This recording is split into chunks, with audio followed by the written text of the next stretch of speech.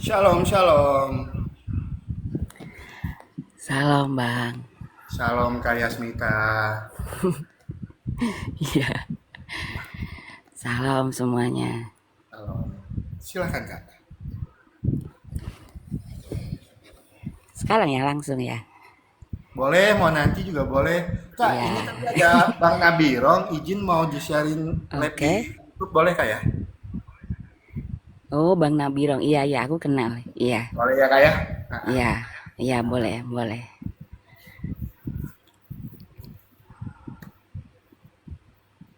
mau ngobrol-ngobrol dulu atau langsung memberikan kesaksian, silahkan Kak. Atau Kakak mau bertanya sama saya dulu? Enggak deh, langsung langsung kesaksian aja ya. Silahkan Kak. Dengar nggak Bang? Kedengeran, kedengeran. Ya, eh, jadi aku tuh ini ya, awal tahun 2001 aku tuh didatengin Tuhan itu lewat lewat mimpi. Jadi aku tuh ada di pantai gitu, aku duduk di batu besar gitu kan. Terus tiba-tiba aku tuh didatengin sesosok pakai jubah gitu. Terus aku tuh ini apa dikasih kalung mutiara panjang dan itu kalung itu dimasukkan di atas kepalaku. Iya. Terus kepalaku tuh dielus, lalu dia tersenyum. Jadi setelah bangun tidur itu kan aku nggak tahu tuh itu siapa gitu kan. Tapi kayak ada yang bisikin gitu loh. Ini kan Tuhannya orang Kristen gitu kan. Dan setelah bangun itu subuh itu aku masih lakukan ritual sholat subuhku gitu kan. Nah, selang 2 bulan setengah itu aku baru tuh karena lama aku nggak tahajud kan, aku sholat tahajud gitu kan. Nah, selesai sholat tahajud, aku didatengin lagi bang, tapi bukan mimpi kan ini. Jadi di pojok di depanku di pojok kanan itu aku didatengin lagi sesosok pakai jubah itu gitu kan. Dan aku tuh ini ya apa pengen banget itu sentuh jubah itu gitu, pengen pegang gitu. Dan itu luar biasa ya. Jadi dalam hitungan detik aku bisa sentuh itu. Jadi kayak sekelebat gitu bang. Dan anehnya setelah aku sentuh itu aku langsung jatuh, aku tersungkur dan di situ aku nangis sejadi-jadinya gitu kan. Tapi nangisnya aku tuh bukan karena aku takut atau ngerasa gimana gitu, enggak. Justru aku tuh ngerasa aku tuh nggak pernah ngerasain hatiku tuh seadem itu, sedamai itu gitu kan. Nah setelah itu aku baru inget tuh bang, aku kan punya kebetulan aku punya mukena sutra itu baru bang, belum pernah aku pakai. Jadi aku pastikan bahwa apakah jubah yang aku lihat itu sama seperti mukena yang aku punya gitu kan. Menurut aku nih bang, mukena sutra itu kan yang paling bagus yang aku miliki gitu kan. Aku Iya. keluarin tuh bang dari lemari gitu kan. Kupikir nih bang mukena aku itu udah bagus ya. Ternyata enggak bang. Jadi mukena aku tuh nggak ada apa-apanya dibanding jubah yang Tuhan pakai. Jadi jubah yang Tuhan pakai itu indah banget. Aku seumur hidup enggak pernah ngelihat kain sebagus itu, enggak pernah. Kain sebagus itu Jadi tuh Kak ya? jubah iya. Jadi jubah yang aku lihat itu bukan ke putih ya, tapi ke putih tulang, Bang. Iya. Dan aduh aku merinding. Jadi aku setelah apa ya, kesentuh jubah itu tuh aku tuh nangisku tuh nangis sukacita gitu. Aku nggak pernah loh ngerasain hatinya aku tuh sedamai itu gitu kan. Nah dari situ tuh bang aku mulai cari tahu tentang kekristenan, siapa itu Tuhan Yesus gitu kan. Jadi aku tuh dulu mulai malam itu bang jam 11 itu sampai pagi kerjaannya aku tuh ngelihat YouTube bang. Jadi ngelihat kesaksian, lagu-lagu rohani, bahkan aku lihat live-nya si Christian Prince. Jadi apa yang disampaikan Christian Prince tuh semua itu sesuai dengan referensi kitab Quran itu sendiri gitu kan. Sampai aku tuh beli bukunya Bambang Nursena juga. Terus buku-bukunya Christian Prince tuh aku punya gitu, aku beli gitu. Terus Terus pertama kali aku beli Alkitab itu baca itu ngumpet-ngumpet juga, Bang. Baca Jadi Alkitab pertama itu. kali aku Iya, jadi pertama kali buka itu kan gini ya, pertama kali baca itu sebelumnya kan aku doa dulu kan. Karena aku tuh percaya ya, ketika kita mencari kebenaran, kita itu harus rendahkan hati, nggak boleh egois. Tuhan itu suka sama orang yang rendah hati gitu kan. Karena di Alkitab itu kan banyak kata perumpamaan, kiasan. Kita nggak cukup sekali dua kali untuk bisa paham gitu kan. Jadi aku minta tuntunan Tuhan dan Tuhan tuntun gitu bang. Jadi pertama kali baca Alkitab itu aku belum ngerti gitu kan, tapi seakan-akan Tuhan tuh kayak kayak ngasih paham gitu. Aku tuh dulu nggak punya temen sama sekali bang, jadi aku bener-bener belajar sendiri. Dan aku itu dulu pergumulannya aku sampai 9 bulan bang, baru itu aku memutuskan ikut Tuhan. Jadi aku itu belajar itu nggak pengen seperti keledai asal ngikut tanpa tahu siapa yang harus aku ikutin kan gitu. Jadi memang mencari kebenaran itu harus rendah hati gitu. Jadi pernah juga aku waktu itu membaca Alkitab gitu, papaku ketuk pintu kamar gitu kan. Kamu udah sholat dok gitu-gitu. Terus aku buru-buru tuh bang masukin di lemari. Jadi aku Alkitabnya itu. ngumpet-ngumpet gitu bacanya. Nah, Iya, baca ngumpet-ngumpet. Terus pernah bang suatu kali aku itu ke gereja, aku duduk di pagar gereja gitu di depan gitu, itu hampir 3 jam bang. Aku masih pakai hijab gitu. Aku duduk di situ, aku sambil nengok belakang, terus nengok di gereja itu kan. Aku bilang ke Tuhan, Tuhan kapan ya aku bisa masuk di gereja gitu. Pengen banget gitu. Cuman waktu itu kan satpamnya bilang, kalau mau di gereja nggak bisa mbak, ini ibadahnya online gitu kan. Itu lagi COVID tuh bang. oh di COVID itu kayak. Iya, Nah, terus akhirnya eh, setelah 9 bulan itu kayaknya aku nggak bisa nih, aku makin cinta nih sama Tuhan gitu kan. Aku harus ikut Tuhan gitu kan. Terus malam itu aku ini nelpon pendeta Muhammad Yasin Yosua. Dulu dia itu kan mantan pembakar gereja di Depok kan. Jadi Iya, iya. dua gereja itu dia bakar gitu. Terus malam itu aku nelpon, aku bilang kalau aku pengen ikut Tuhan gitu kan. Terus malam itu aku didoain, terus dia bilang nanti kondisikan waktunya kamu untuk segera baptis gitu-gitu. Terus setelah didoain itu dia nangis gitu. Ternyata perjalanan kamu sama seperti aku. Dulu waktu aku bakar gereja itu, aku tuh heran sama orang Kristen. Kenapa sih ketika aku bakar kok pendetanya orang-orang Kristen nggak marah ya gitu-gitu kan. Jadi disitulah ajaran Tuhan Yesus itu luar biasa. Teladan Tuhan itu sungguh apa ya bang, kita praktekkan tuh susah gitu loh. Jadi memang kita tuh bener-bener ketika ngikutin teladan Tuhan kita harus mematikan keinginan daging kita kan gitu. Jadi setelah itu aku dikuatin, kamu tetap kuat ya gitu-gitu kan. Nah setelah aku ikut katekisasi, aku udah baptis, terus aku pulang nih ke rumah gitu kan. Aku jenguk orang tuaku gitu kan.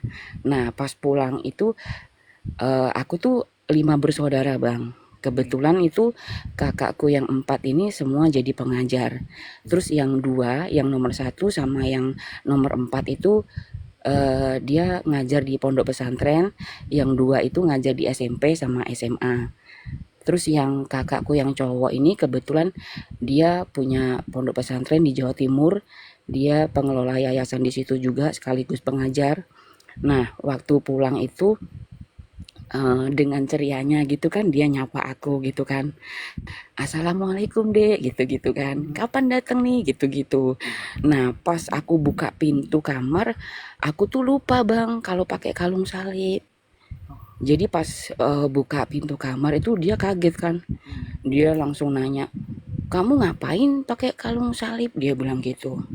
Nah karena aku ditanya kan aku spontan refleks jawab, iya mas, aku kan sekarang udah ikut Tuhan Yesus, aku bilang gitu. Nah terus tiba-tiba tuh matanya merah gitu bang, marah dia. Terus dia masuk di kamarku bentar, keluar lagi ambil kayu tuh bang. Jadi dia ambil kayu, terus kamarku itu dikunci, kuncinya itu dimasukin di kantong celana dia. Terus malam itu aku tuh dihajar habis-habisan. apa ya, sampai aku tuh lupa cara dia ngehajar aku tuh kayak apa tuh aku lupa. Aku nggak fokus di sakitku ya, aku lebih fokus belajar gimana sih sangkal diri yang sesungguhnya gitu. Ikut Tuhan Yesus tuh nggak enak gitu. Siapa bilang ikut Tuhan Yesus tuh enak gitu. Jadi malam itu aku belajar sangkal diri, aku belajar ngikutin teladan Tuhan. Bagaimana ketika Tuhan itu disalib, ketika Tuhan dicambuk, Tuhan diludahin, apa yang Tuhan Yesus bilang. Bapa ampuni mereka karena mereka tidak tahu apa yang mereka perbuat itu kan. Jadi malam itu pun aku bilang ke Tuhan, Tuhan seandainya malam ini aku mati pun aku siap gitu. Karena aku meyakini bahwa mati di dalam Kristus adalah keuntungan.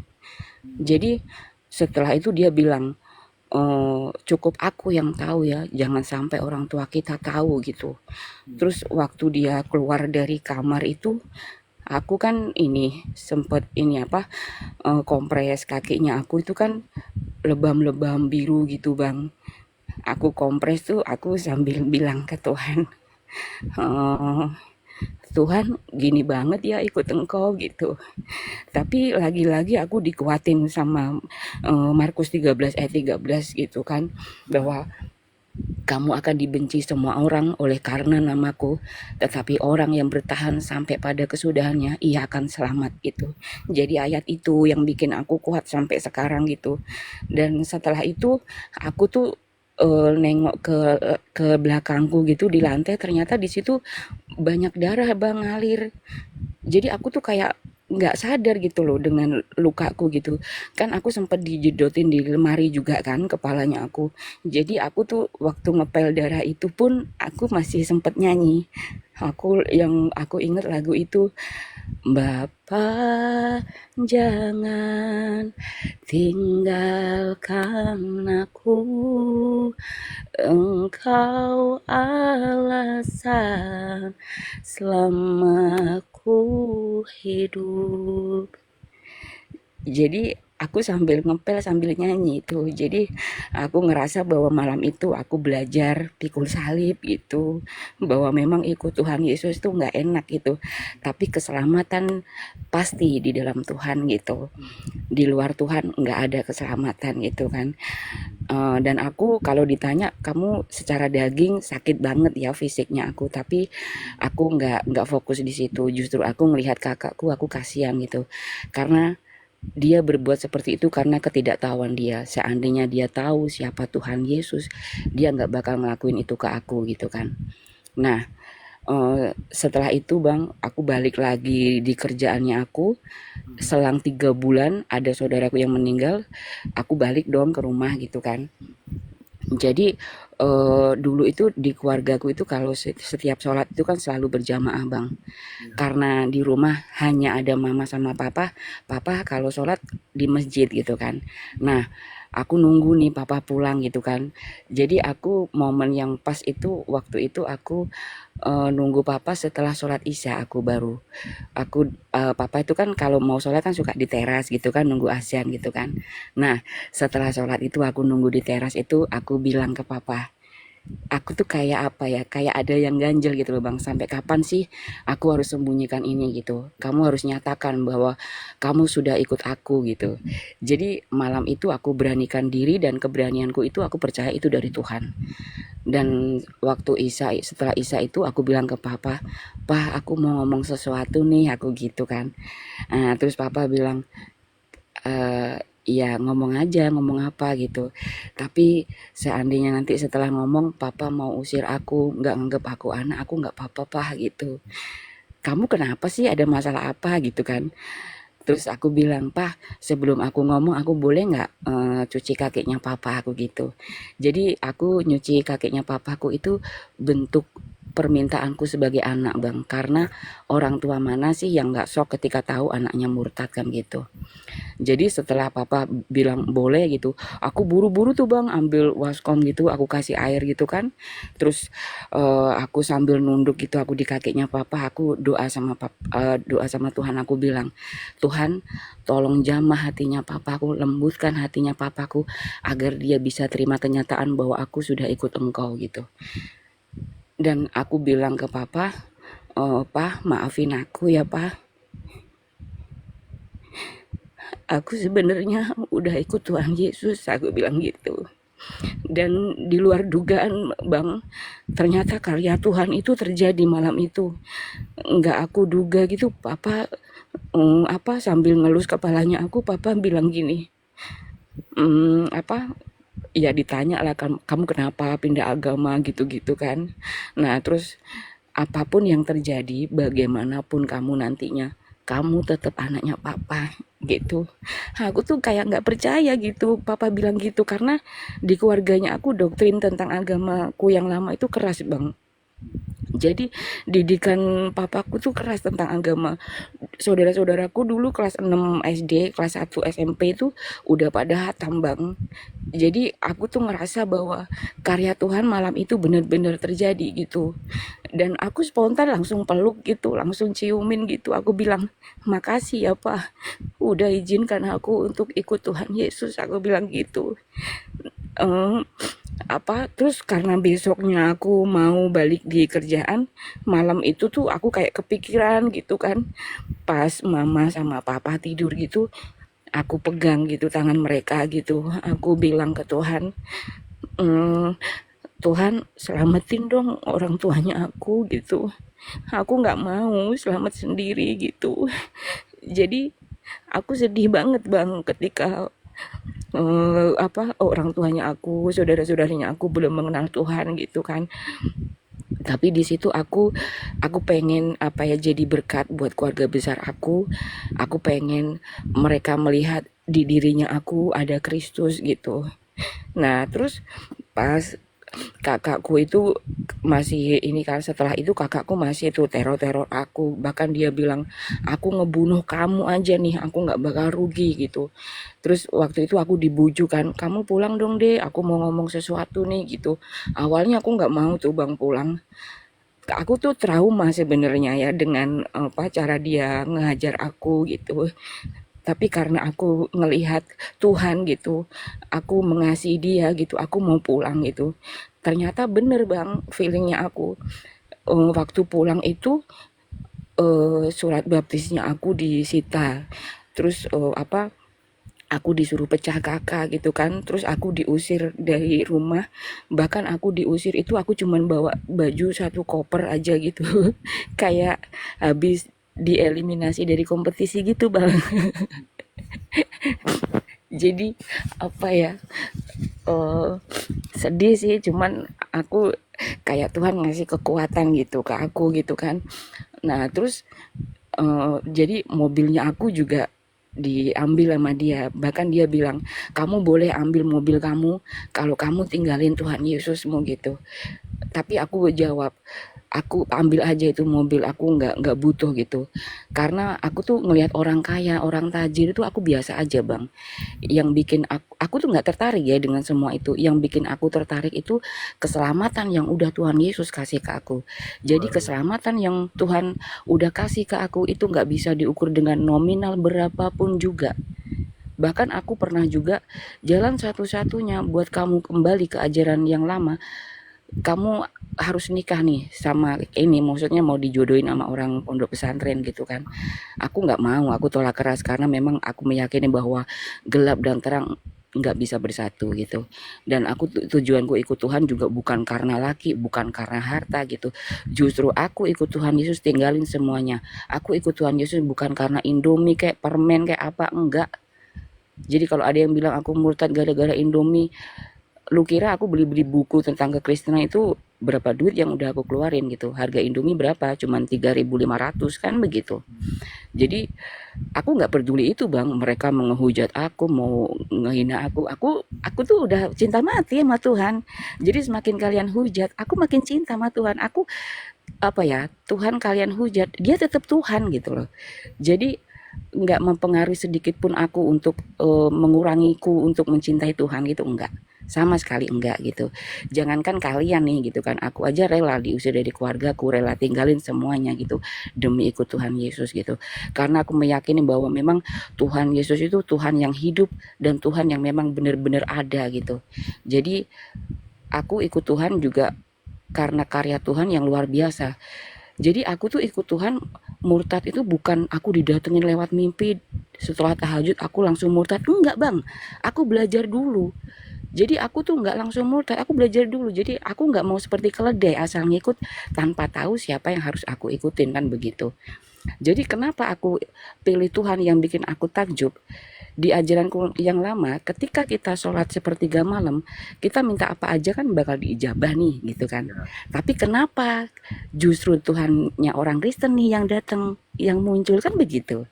Jadi itu tanda tanya besar buat aku. Dari situ aku cari tahu tentang siapa itu Tuhan Yesus yang sesungguhnya gitu kan. Nah, terus yang terakhir ini Bang, aku tuh sampai sekarang masih ada bang pergumulanku. Jadi kapan hari satu minggu ini ya, aku kan ada di keluargaku tuh makam keluarga gitu kan. Sampai ada tuh yang bilang keluargaku bilang gini, ini nanti si Yas nggak boleh nih kalau mati di sini gitu. Terus aku jawab dong sama sepupunya aku, kalaupun nantinya aku mati di Mekah pun nih, kalau hatinya aku di Tuhan Yesus, gimana coba? Nggak bakal ada yang bisa menghalangi gitu loh. Mereka selalu melihat secara fisik gitu ya. Bahkan apa ya, kadang gini bang, sepintar apapun orang, ketika selubung itu belum dibuka, kita bakal dungu bang. Ya. Ketika selubung itu belum dibuka, jadi ketika kita udah ikut Tuhan Yesus, cara berpikir kita, cara pandang kita, itu otomatis dirubah sama Tuhan gitu loh. Beda aja. Betul, betul, betul. Iya betul. Jadi karena kenapa aku udah pernah di seberang gitu, aku pernah jadi bagian dari mereka ya, jadi aku udah paham lah gitu kan. Jadi di sini aku orang Kristen ketika kesaksian itu enggak mengenal takiyah. Jika iya katakan iya, jika tidak katakan tidak gitu. Gitu Bang. Jadi terus yang terakhir ini baru nih 2 hari yang lalu, dulu kan ini surat baptisku kan disita. Jadi yang 2 hari lalu kemarin malam nih aku sempet teleponan kan sama kakakku itu. Jadi ternyata surat baptisku itu dibakar bang. Oh, Nggak masalah itu dibakar gitu, nggak penting juga gitu. Aku bisa bikin lagi kok kan begitu. Yang penting kan hatinya aku. betul, betul. Jadi kalaupun aku mati dimanapun juga, kalau hatinya aku ada di Yesus, kenapa coba? Jadi eh, memang pikul salib itu berat bang. Apa ya, ikut Tuhan Yesus itu nggak enak gitu. Tapi keselamatan pasti ada dalam Tuhan Yesus gitu.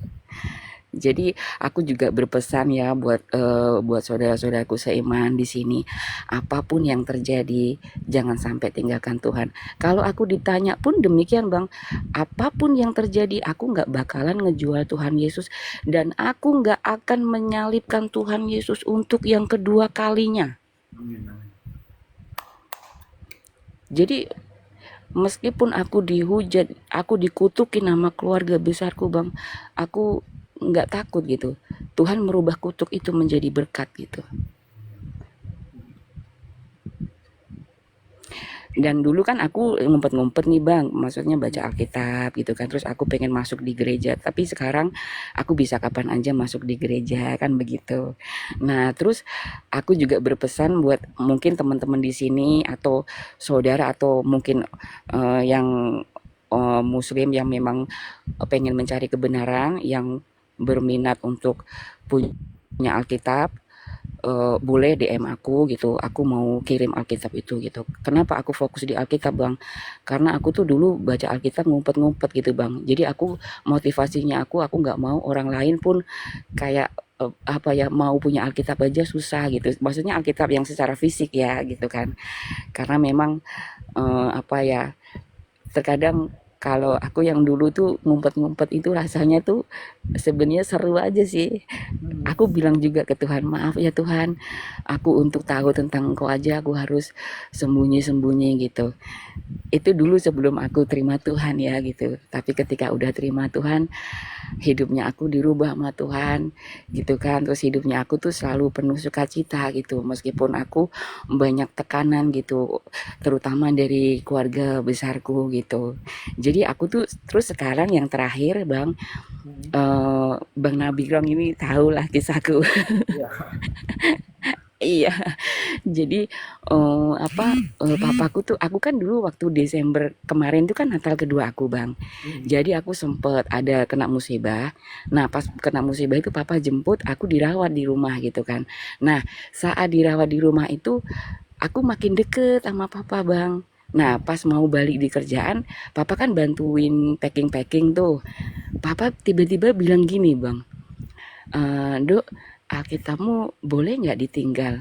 Ih luar biasa nggak sih bang? Apakah itu Jadi aku memang seneng banget. Iya, jadi papa tuh minta Alkitabku. Jadi aku tuh ih Tuhan dahsyat, ini yang aku tunggu-tunggu gitu kan. Nah sekarang itu posisinya papa lagi rajin-rajinnya nih baca Alkitab gitu kan. Bahkan yang 1 minggu yang lalu aku kasih ini Alkitab bahasa Arab gitu kan. Aku kirim gitu kan. Nah terus papa nelpon makasih ya gitu-gitu. Aduh seneng banget. Jadi terus kakak-kakakku yang 4 itu pun aku kirim Alkitab juga tapi tanpa nama ya. Jadi aku bilang ke Tuhan, Tuhan tolong jamah hati kakak-kakakku. Aku nggak tahu mereka bakal baca atau enggak, tapi yang pasti karya Tuhan pasti terjadi gitu. Jadi mereka aku kirimin Alkitab bahasa Arab semua gitu. Itu aja sih bang kesaksiannya aku. Mungkin sebagai penutup aku boleh nyanyi lagu Mari Berhimpun bang. silakan nggak? Silakan. Iya, tapi versi Arab ya bang. Ya nggak apa-apa. Silakan. Oke.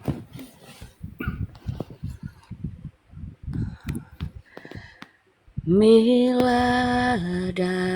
ya Robi tikbaril mahabi timahal hotoya behelid dini Warudu walina fiha halifu waduni wetri sikru halaina samsakil mahabbi meladak ya Robi tawad dini Ya Yesua Al-Fadi Al-Fakiyah Mifladi Minatul Layadi Wil Arul Ada